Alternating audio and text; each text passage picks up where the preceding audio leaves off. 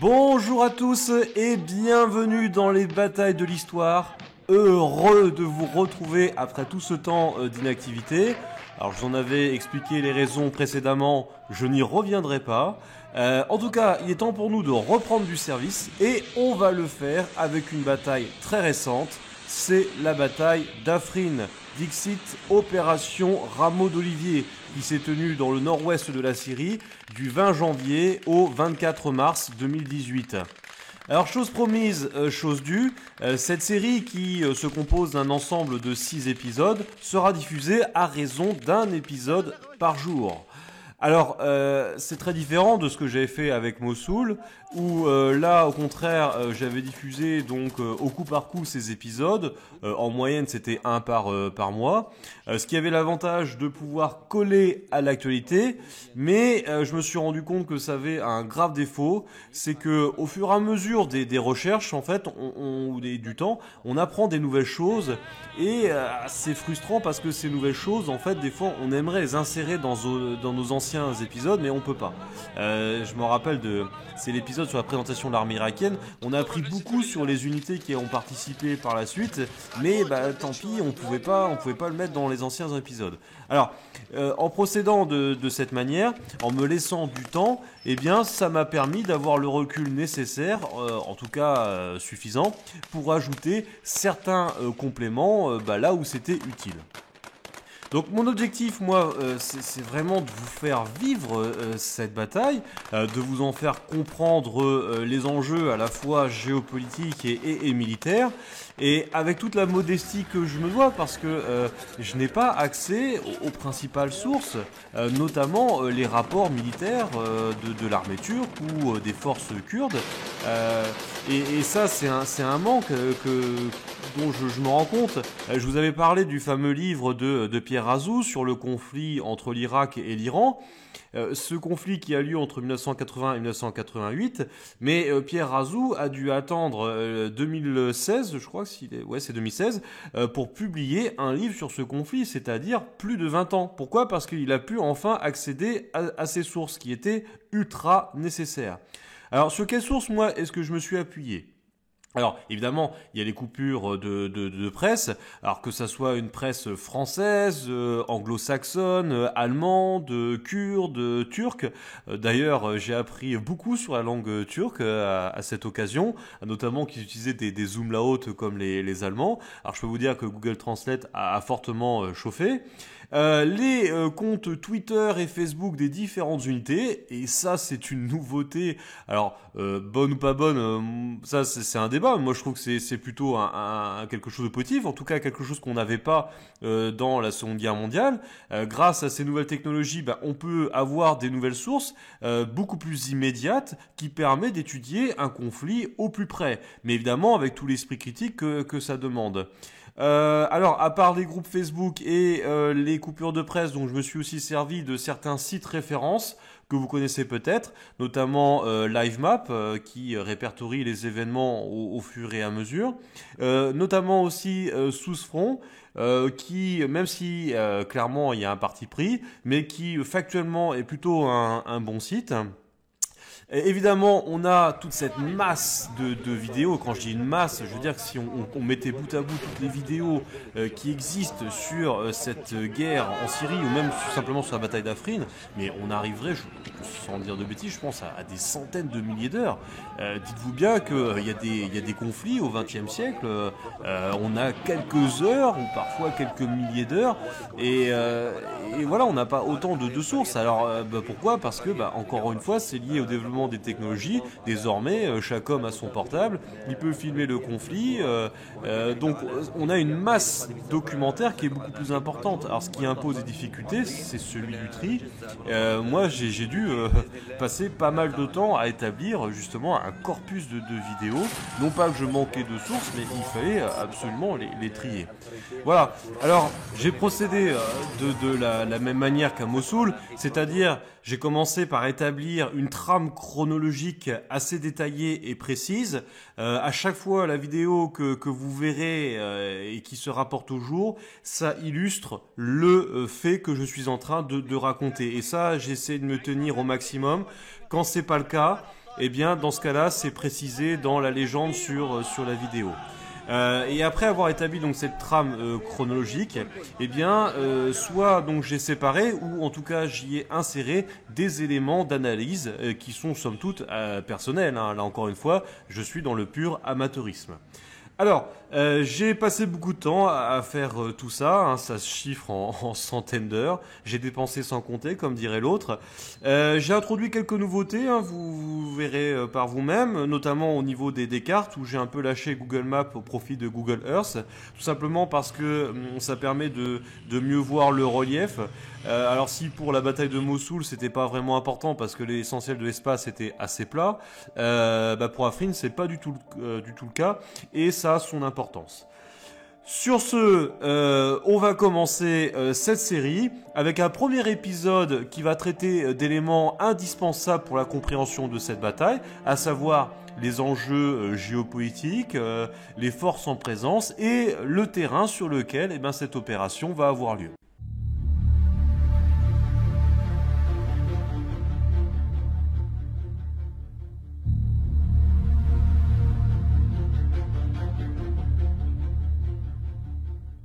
Alors pour commencer, voici cette carte de la Syrie au 20 janvier 2018, c'est-à-dire le premier jour de l'opération Rameau d'Olivier.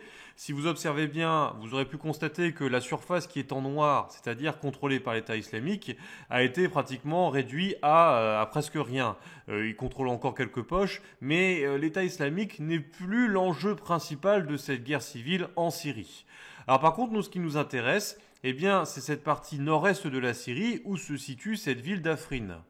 Alors cette ville qui est située ici, en plein cœur de cette région représentée en jaune, c'est l'espace contrôlé par les Kurdes, un contrôle qui se fait dès le début de la guerre civile syrienne, c'est-à-dire en 2012, avec l'accord plus ou moins tacite de Bachar al-Assad. Alors si vous regardez bien la carte, à droite vous avez une autre partie en jaune, et bien qu'il s'agit que d'un petit bout, et bien en réalité vous avez ici le début de la majeure partie de ce qu'on appelle le Rojava, c'est-à-dire l'État fictif pour l'instant puisqu'il n'existe pas, qui rassemble en fait l'ensemble des Kurdes, mais si vous regardez bien, vous avez ces deux morceaux qui sont séparés. Alors pourquoi ça ?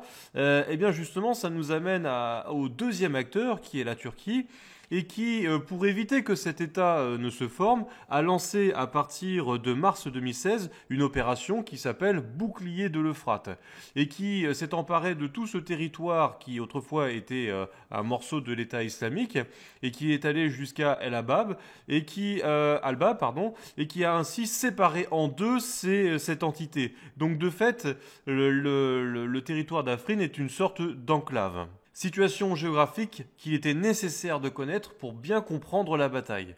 Alors cette opération Bouclier de l'Euphrate, qui s'est achevée en février 2017, l'armée turque ne l'a pas menée seule. En réalité, le gros des troupes était fourni par des unités de l'ASL, de l'armée syrienne libre, qui est notre troisième acteur. Mais alors attention, et c'est là que ça va commencer à devenir compliqué, l'ASL en réalité, qui était la principale composante de l'opposition à Bachar Assad entre 2012 et 2015, eh bien depuis a quelque peu perdu de sa superbe. Elle a fondu au profit de mouvements djihadistes tels que Hayat Tahrir al-Sham, que l'on va retrouver dans la poche d'Idlib, au sud d'Afrin, ou de mouvements dits modérés, qui sont en fait des salafistes, mais non djihadistes, par exemple Ahrar al-Sham ou Jaish al-Islam, que l'on retrouve aussi dans la poche d'Idlib, qui ne vont pas intervenir directement dans la bataille d'Afrin, tout simplement parce qu'ils ont déjà pas mal à faire face à l'armée de Bachar al-Assad. L'ASL est donc dans une situation de lambeau actuellement. Elle n'est plus présente que dans certains secteurs de la Syrie. Si bien qu'une partie de cette armée... Encore que, il ne faut pas vraiment parler d'une armée, c'est pas une armée au sens strict du terme, c'est plutôt un conglomérat d'unités. Mais en tout cas, une partie de ces unités, soit par proximité idéologique, soit par situation de désespoir, vont se placer volontairement dans les mains de la Turquie, qui désormais finance ces unités, leur fournit de leur équipement et évidemment les commande officieusement. Et d'ailleurs, au cours de l'année 2017, la Turquie va organiser une armée dite nationale syrienne, syrienne, qu'elle contrôle évidemment, et qui fera concurrence à d'autres mouvements rebelles syriens. Et c'est avec ces unités pro-turques que la Turquie va lancer une seconde opération en octobre 2017 dans le secteur de Darisa, c'est au sud d'Afrin, aux dépens cette fois-ci de rebelles islamiques. Et donc le contrôle de ce territoire va permettre à la Turquie d'installer des bases d'observation, notamment à Salwa, sur le mont Siméon et à Jabal al-Kili. Alors, je vous invite à bien observer la carte parce que si vous regardez bien, vous aurez pu comprendre que l'opération d'Afrin était déjà dans les cartons à ce moment-là, car clairement se dessine un début là d'encerclement. Alors là où la situation devient un peu ubuesque, c'est que une partie de l'ASL, elle par contre, va combattre aux côtés des Kurdes dans le cadre des SDF, des Syrian Democratic Force. Bon, j'en parlerai tout à l'heure pour les unités militaires. Un acteur évidemment qu'il faut prendre en compte, parce que normalement c'est censé être le principal du pays, c'est l'armée de Bachar al-Assad, dont la présence est un héritage de sa victoire à Alep en décembre 2016. Et je n'oublie pas évidemment la présence des deux grands, à savoir les États-Unis et la Russie, qui ont chacun des forces qui sont installées dans les deux camps. Alors pour ce qui est de la Russie, c'est plutôt dans le secteur de Bachar al-Assad, alors que pour les États-Unis, c'est plutôt dans le secteur kurde, notamment à l'est de l'Euphrate. Bien, voilà pour ce qui est des acteurs. Vous avez pu voir qu'ils sont multiples. Et maintenant, ce qu'on va essayer de voir maintenant, ce sont les enjeux pour essayer de distinguer les différentes lignes d'affrontement. Et vous allez vous rendre compte très vite que après la parenthèse de l'unité contre l'État islamique, eh bien la Syrie est redevenue un véritable théâtre d'opération, un jeu d'échecs où en fait chaque nation essaie de jouer sa partition. Alors on va commencer par la Turquie, qui après tout est à l'initiative de cette opération. Alors ce pays a plusieurs objectifs. Il y a d'abord l'objectif formel, qui est de détruire le PID, le Parti de l'Unité démocratique, qui est le parti majoritaire qui contrôle cette enclave d'Afrin, et qui, pour la Turquie, est un parti allié au PKK. Le PKK, c'est un parti kurde qui est situé sur le sol turc et qui demande l'indépendance kurde, et donc contre lequel la Turquie est en guerre depuis 40 ans. Et comme pour le Erdogan, le PID est l'allié du PKK, puisque le PKK est un parti terroriste, et c'est considéré aussi comme tel aux États-Unis et en Europe, et bien dans ce cas-là, par voie de conséquence, le PID est aussi un parti terroriste. Hein, c'est un raisonnement assez simple, mais voilà, ça permet de faire la guerre contre lui. Il s'agit évidemment aussi de constituer une zone tampon sur l'extérieur de sa frontière qui irait d'Afrin à l'Euphrate. D'ailleurs, Erdogan a clairement annoncé qu'après Afrin, ce serait le tour de Manbij. Alors le corollaire à tout ça, évidemment, c'est bien sûr d'empêcher la formation d'un État kurde sur sa frontière sud. C'était déjà la motivation de l'opération Bouclier de l'Euphrate en 2016. Mais il y a aussi un objectif officieux, qui est de saper la coopération entre les Kurdes et les États-Unis. Les États-Unis qui ont installé une vingtaine de bases dans le secteur contrôlé par les Kurdes à l'est. Alors, même si l'opération semblait dans l'air depuis juillet 2017, en fait, c'est l'annonce le 14 janvier par les États-Unis de former une milice arabo-kurde de 30 000 hommes destinée à contrôler la frontière turco-syrienne qui a déclenché la colère de la Turquie, pour qui il n'était pas question de voir cette armée financée par les États-Unis, constituée de Kurdes, à la porte de sa frontière, qui aurait pour conséquence, selon lui, de renforcer l'action du PKK à l'intérieur de son pays. Enfin, comme la plupart du temps dans les guerres extérieures, il y a aussi un objectif domestique. Il s'agit de satisfaire une opinion publique, de dévier son attention d'autres problèmes. Je rappelle qu'en 2019, il va y avoir des élections présidentielles en Turquie. Donc une petite victoire facile, en tout cas c'est ce que croit l'armée turque, ça permettrait à Erdogan de se présenter aux élections présidentielles en héros victorieux. Alors la Russie maintenant, Ce pays, il a un rôle clé dans cette opération. Déjà, ce qu'il faut savoir, c'est qu'en juillet 2017, il y a eu des manifestations de Kurdes dans l'enclave d'Afrin contre la Turquie parce que ces Kurdes sentaient qu'ils seraient déjà la prochaine victime de Erdogan. Et donc, la Russie, pour calmer le jeu, y a déployé volontairement des troupes, notamment à Afrin, ce qui veut dire que la Russie a des bonnes relations avec les Kurdes, et en plus, elle contrôle l'espace aérien situé dans toute la région ouest de l'Euphrate. Donc contrôle aérien plus garnison russe à Afrin fait que toute attaque turque paraissait invraisemblable. Mais après cette annonce le 14 janvier des États-Unis de former une milice arabo-kurde de 30 000 hommes, eh bien le 18 janvier, Hulusi Akar, qui est le chef d'état-major de l'armée turque, et Hakan Fidan, qui est le chef du renseignement, se sont rendus à Moscou où ils ont rencontré leur homologue russe. Alors que se sont-ils dit exactement ? On ne le sait pas, mais toujours est-il que 2 jours plus tard, les troupes russes qui étaient situées à Afrin se sont retirées. Ce qui est un blanc-seing qui a été donné à la Turquie pour lancer son attaque, qui d'ailleurs est confirmée le jour même à 14 heures.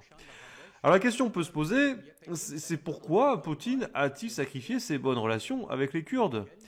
Ce qu'il faut savoir, c'est que des pourparlers de paix à Sotchi doivent prochainement se tenir. Mais la Turquie menace de ne pas s'y rendre si le PYD, lui, est présent. Or, la Russie, pour une question de prestige, a besoin du succès de cette réunion. Ce qui ne serait pas possible, évidemment, sans la Turquie. Alors, il y aurait donc eu une sorte d'accord de marchand de fromage, où d'un côté, Moscou va abandonner Afrin, et de l'autre, la Turquie, elle va abandonner toutes ses visées sur Idlib et favoriser le projet gazoduc Turkstream, qui est un gazoduc qui doit relier la Russie à la Turquie, puis à la Grèce, et puis de la Grèce à pratiquement tout le sud-est de l'Europe.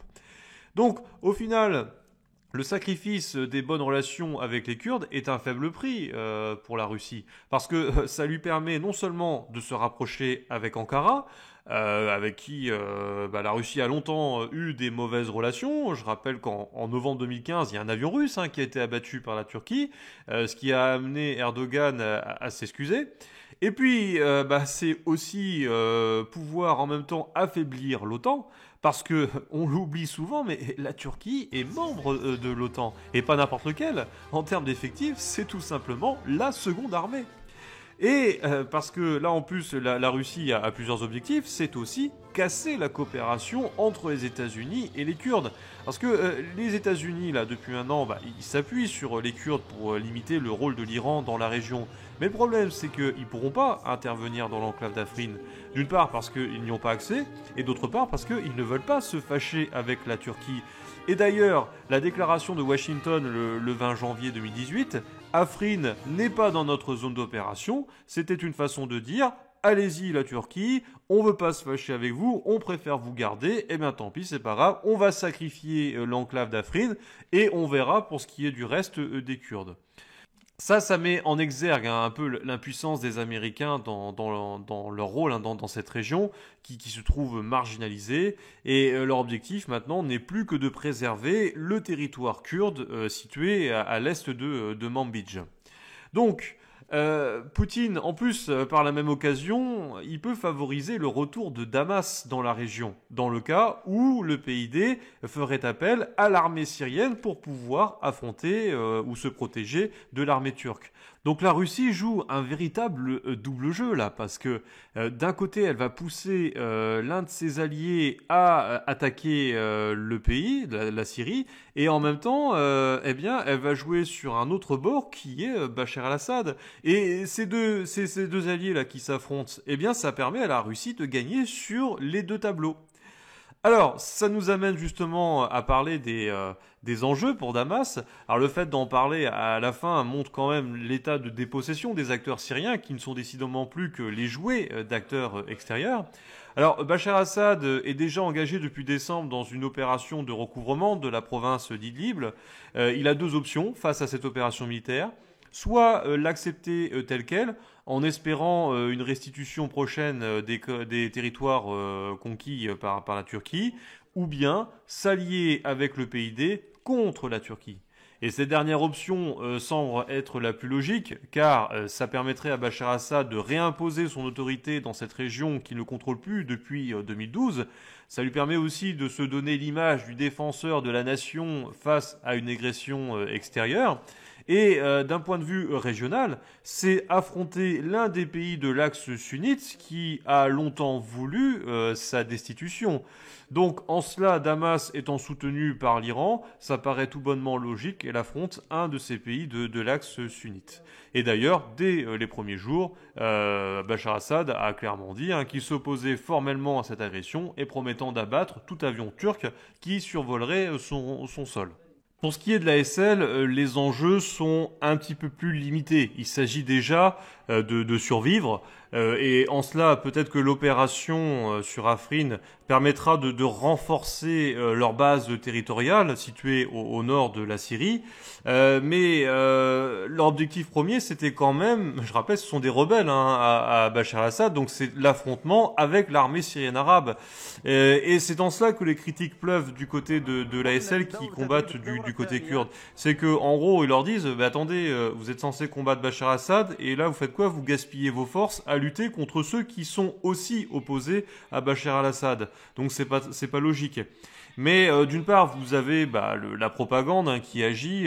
Quand on entend parler des soldats qui sont interviewés sur les chaînes turques, ils disent ils vont à Afrin pour pouvoir combattre les terroristes, etc.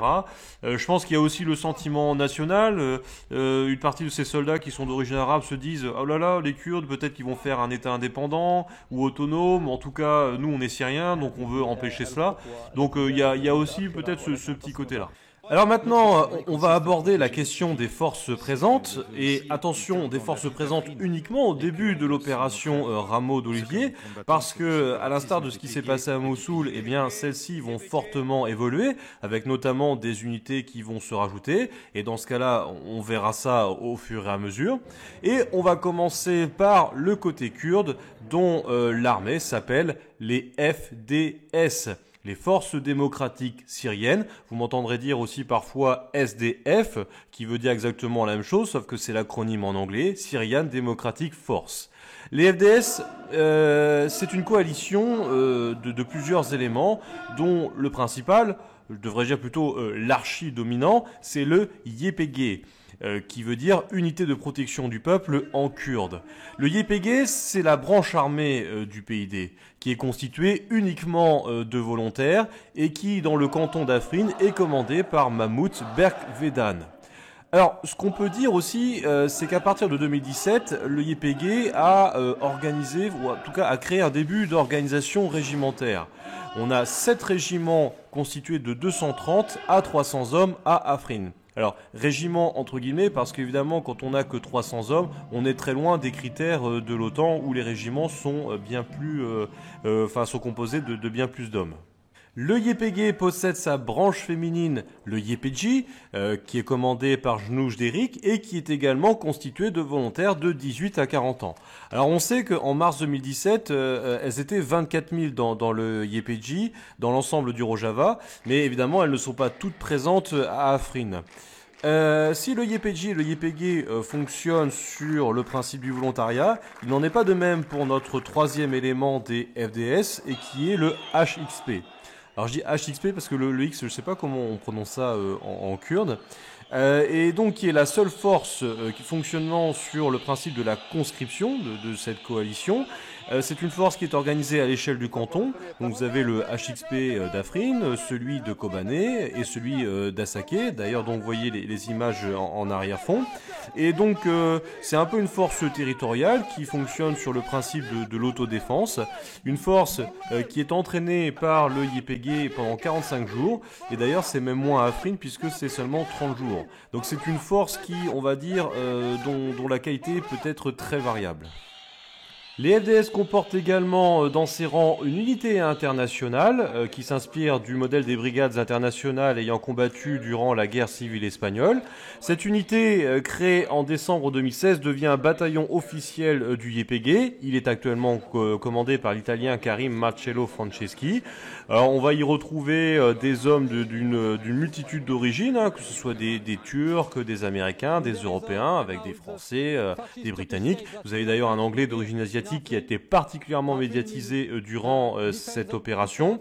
Ce sont des personnes qui viennent plutôt des milieux de gauche, voire même d'extrême gauche, avec pas mal de militants anarchistes. Je n'oublie pas les unités de l'ASL arabe, mais intégrées dans le cadre des FDS, qui ont déjà combattu aux côtés des Kurdes, notamment à Raqqa. C'est le cas de l'unité qui s'appelle Jaish al-Thawar, l'armée des révolutionnaires, dont le QG est basé à Tal Rifat. Et on a également le Liwa Shamal al-Démocratie. Alors combien est-ce que ça fait tout ça selon le Premier ministre Bin Ali Yildirim, je ne sais pas si je le prononce bien, il y aurait entre 8000 et 10 000 combattants. Alors ça, c'est ce qu'il déclare au début de l'opération d'Afrin. Le problème, c'est qu'on ne sait pas si ces chiffres englobent l'ensemble des combattants ou si ça ne désigne que ceux qui font partie du YPG. Alors quel armement possèdent ces FDS à Afrin ? Vous avez cette infographie qui est sortie sur Twitter au cours du mois de janvier, qui au premier regard semble intéressante, en tout cas qui a l'air bien faite, mais qui a un grave défaut, et pour cela, encore faut-il regarder l'auteur. Ça, c'est quelque chose qu'il faut toujours faire pour pouvoir développer un esprit critique. L'auteur de ce document, ce sont les autorités turques. Alors vous me direz, pourquoi est-ce que c'est un défaut ? Tout simplement parce que la Turquie n'a cessé de vouloir montrer les Kurdes d'Afrin comme surarmés, donc dangereux, et parmi ces armes, il y aurait un important armement américain. Parce que bon, on est dans la logique, hein, PKK égale IPG, donc terroriste, et si les États-Unis soutiennent l'IPG, donc les États-Unis soutiennent les terroristes. Vous voyez, c'est toujours assez basique comme type de raisonnement. Or, ce document, eh bien, il se base sur une mauvaise foi. Pourquoi ? Parce que, non pas que cet armement, il n'existe pas au sein des SDF, mais il faut faire la part entre le SDF qui est à Afrin, et celui qui est dans le reste du Rojava, parce qu'à Afrin, on est dans une enclave qui ne bénéficie pas du soutien américain. Je vais vous donner un exemple. Les Humvee qu'on voit partout, que ce soit en Irak ou même au sein des IPG, vous n'en avez pas à Afrin. Alors que possède-t-il vraiment ? Eh bien, c'est là que le fait d'avoir attendu la fin des opérations pour publier cette série prend tout son intérêt. C'est qu'avec le recul, moi j'ai pu collecter suffisamment d'images entre des véhicules capturés ou les stocks d'armes découverts dans la région d'Afrin. J'ai pu en tirer des bilans. Et donc, qu'est-ce qu'on constate ? Eh bien, en réalité, les FDS à Afrin sont pauvres en véhicules lourds. Hein. Vous n'avez pas grand-chose. Alors, il y a eu un T-55 qui a été capturé à Machal le 8 mars. Vous avez alors c'est un BTR 60 ou 80, je ne sais plus exactement, pareil, dans le nord-est d'Afrin qui a été pris. Mais à part ça, pas grand-chose. Hein. L'essentiel des véhicules de combat, en fait, sont des technicoles, c'est-à-dire des véhicules civils sur lesquels on a greffé des armes lourdes. Mais à part ça, pas grand-chose. Hein. On n'a pas de T-72 ou de Guardian. Ils n'ont même pas de Humvee. Alors, qu'est-ce que vous voulez ? Donc, en fait, l'essentiel de l'équipement l'essentiel des armes repose sur un équipement individuel. C'est le fameux couple RPG-7 Kalachnikov. Bien, alors maintenant, regardons du côté turco-syrien. Si la Turquie est à l'initiative de l'opération Rameau d'Olivier, il ne faut pas imaginer pour autant l'engagement de divisions turques entières au combat. Erdogan doit absolument éviter des pertes turques trop importantes qui auraient un effet désastreux sur son opinion publique. Par conséquent, les forces armées turques, TSK en turc ou TAF en anglais, n'engagent que des éléments de soutien, l'aviation bien sûr, des unités spéciales, de l'artillerie dont on nous a fourni largement les images dans les médias occidentaux au début de l'opération, et des chars, notamment les fameux Léopard 2 de fabrication allemande. Mais le gros des forces est constitué de milices pro-turques de l'ASL qui forment l'infanterie de base. L'armée nationale syrienne, organisée en 3 corps d'armée, le premier, le deuxième et le troisième, regroupe toute une myriade de milices qui ont pour la plupart déjà participé à l'opération bouclier de l'Euphrate. Alors, quelles sont ces milices ? Cette infographie qui nous a été fournie par le compte Twitter de l'opération Rameau d'Olivier et qui date du 29 janvier nous en donne la liste. Une liste évidemment qui par la suite va évoluer. Alors je ne peux pas toutes vous les présenter ici, mais je vais vous en parler d'une en particulier qui à elle seule illustre toutes les autres. C'est la division Sultan Mourad. Alors, c'est une unité qui en plus a fait l'objet d'une étude de Stéphane Mantoux, et donc je vais beaucoup m'appuyer sur celle-ci. Alors, la division Sultan Mourad, c'est l'une des unités les plus anciennes de l'ASL, puisqu'elle a été créée en 2013. Alors, au début, elle était dénommée Brigade Sultan Mourad. Elle est constituée de Turkmènes, c'est-à-dire de Syriens d'origine turque, particulièrement nombreux dans le nord de la Syrie. Et ce qui est vital pour comprendre ses relations actuelles avec la Turquie, d'ailleurs son drapeau dénote un peu du reste des unités de l'ASL par sa couleur rouge qui renvoie au drapeau turc, et son nom Sultan Mourad est celui tout simplement du sultan ottoman du XVe siècle dont le fils est celui qui va conquérir Constantinople. Donc vous voyez que tous ces symboles, ça renvoie à cette idéologie qu'on appelle aujourd'hui le néo-ottomanisme, c'est-à-dire cette volonté de la Turquie, une volonté d'expansion, mais une volonté d'influence régionale en référence à l'ancien empire ottoman. Alors, en 2014, cette unité commence à combattre dans un lieu qui va vous dire quelque chose, c'est Alep. En 2015, elle reçoit des États-Unis des missiles anti-chars, et cette même année, la brigade fusionne avec d'autres unités turkmènes, et c'est la raison pour laquelle la brigade Sultan Mourad devient la division Sultan Mourad.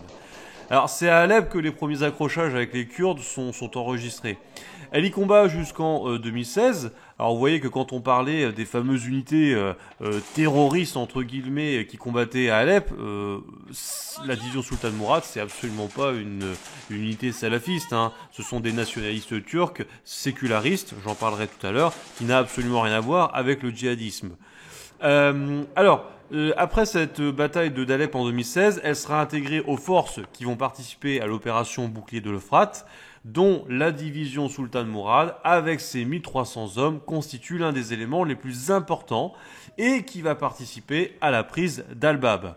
Alors, selon Stéphane Mantoux, c'est une troupe qui est assez disciplinée, aguerrie, mais à partir de l'analyse de vidéos que la division fait d'elle-même, eh bien, en fait, il constate qu'elle a subi quand même pas mal de pertes durant cette opération, puisqu'on y voit de plus en plus de jeunes recrues, ce qui veut dire que son niveau de combat a dû quand même un peu s'abaisser. Alors, d'un point de vue matériel, si on voit un peu d'équipement américain, c'est essentiellement turc que sont les armes. C'est d'ailleurs l'unité qui a reçu le plus de blindés de la Turquie, avec au moins 10 ACV-15. C'est le blindé que l'on voit à chaque fois qu'on a des vidéos sur la bataille d'Al-Bab ou sur l'opération d'Afrin, ainsi que 4 M111 ZPT, qui est dans une sorte de transformation du vieux blindé américain M111. 3 mortiers de 82 mm, 1 de 120, etc. Je ne vais pas faire la liste complète. Alors en quoi est-ce que cette division Sultan Mourad est à l'image des milices pro-turques de l'ASL ? Elle est, comme une grande partie d'entre elles, constituée uniquement ou majoritairement de Turkmènes. C'est le cas du Liwa Sultan Süleyman Shah, du Liwa Al-Muntasir Billah, du Liwa Sukur El-Simal, qui veut dire les brigades des aigles du Nord, mais on peut également citer le Sultan Mehmet Fatih, également Liwa Al-Vakas, etc. Vous avez compris l'idée. En revanche, elle n'illustre pas vraiment l'orientation politique des milices pro-turques. Alors, il faut absolument, c'est cas que je vous fasse un numéro sur l'évolution de l'opposition à Bachar Assad, parce que c'est une histoire qui est assez fantastique depuis 7 ans. Je le ferai un jour. Mais en tout cas, sachez que dès le début de la guerre, l'ISW a fait un classement des groupes rebelles qui s'opposaient à Bachar Assad, et ce classement se fait en 4 catégories. La première, c'est les rebelles qui appartiennent au groupe des sécularistes, c'est-à-dire ceux qui sont pour la démocratie, qui s'inscrivent dans un courant laïque. Donc ça, c'est le cas par exemple de notre division Sultan Mourad. Ensuite, vous avez le deuxième groupe, c'est ce qu'on appelle les islamistes politiques. Ils veulent aussi un État quelque peu démocratique, mais avec des lois qui se calquent sur les préceptes du Coran.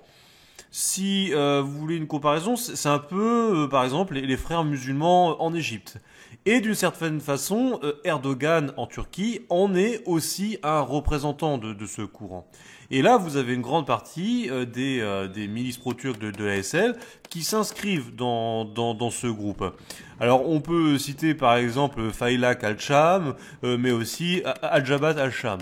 Alors, la troisième et la quatrième catégorie, ce sont les salafistes, la troisième étant des salafistes nationaux, exemple Al-Nosra, et pour la dernière catégorie, eh bien, ce sont les salafistes transnationaux, par exemple Al-Qaïda et l'État islamique.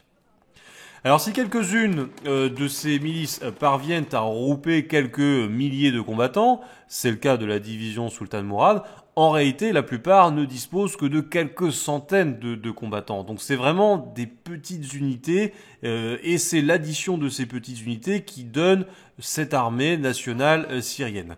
Alors à combien est-ce que les effectifs totaux s'élèvent ? Selon Yasser Abdelrahim, qui est le chef du Faylaq al-Sham, eh bien, il déclare dans les premiers jours de cette opération que 25 000 hommes de l'ASL participeraient à cette opération. Alors, autant le dire tout de suite, c'est largement surestimé. Selon l'OSDH, qui peut parfois avoir des chiffres qu'on peut aussi critiquer, c'est tout un débat, je vous renvoie aux différentes informations, mais je préfère m'appuyer quand même sur ces chiffres-là, qui sont beaucoup plus réalistes. Eh bien, selon l'OSDH, il y aurait plutôt autour de 10 000 hommes de l'ASL qui seraient engagés dans cette opération. Voilà ce qu'on peut dire donc sur le camp turco-ASL, si j'ose m'exprimer ainsi. Ça va évoluer forcément au cours du temps, mais vous inquiétez pas, on sera amené à en reparler dans les épisodes suivants. Ce qui nous amène à aborder le dernier point de ce premier épisode, c'est-à-dire le terrain sur lequel vont avoir lieu les affrontements.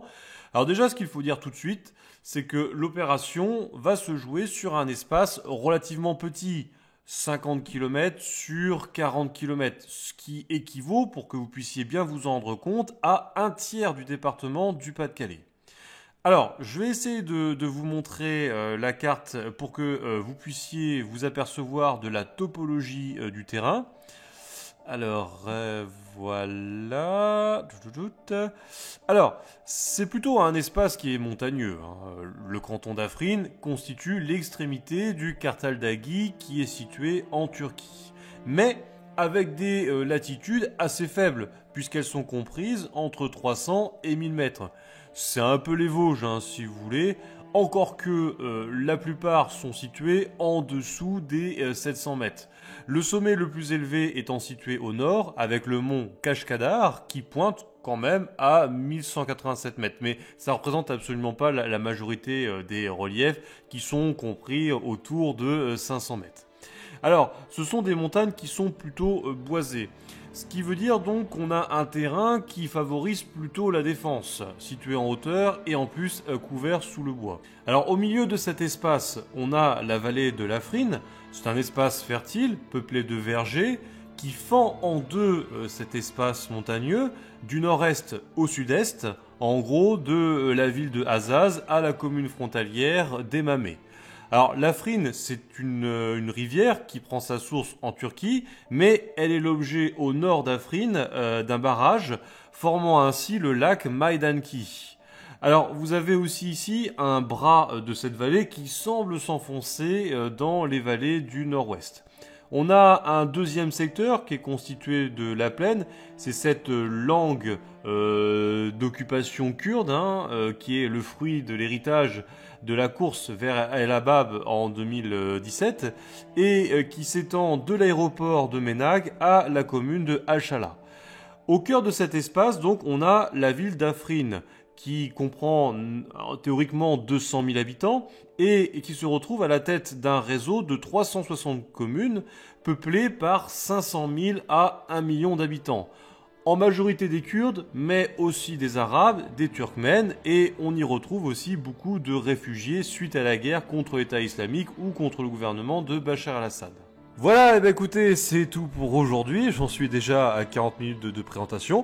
En tout cas, j'espère avoir été le plus complet possible et que l'ensemble de ces éléments expliqués vous permettront de mieux comprendre, de mieux appréhender cette bataille d'Afrine qui, comme promis, va commencer dès demain. Alors, n'hésitez pas à liker, à partager, à commenter, à critiquer si jamais j'ai dit des conneries. Alors toujours en essayant d'appuyer par des documents. Encore une fois, j'ai pas la prétention d'être parfait. Eh bien écoutez, moi j'ai plus qu'une seule chose à vous dire. À demain. Et puis d'ici là, longue vie et prospérité.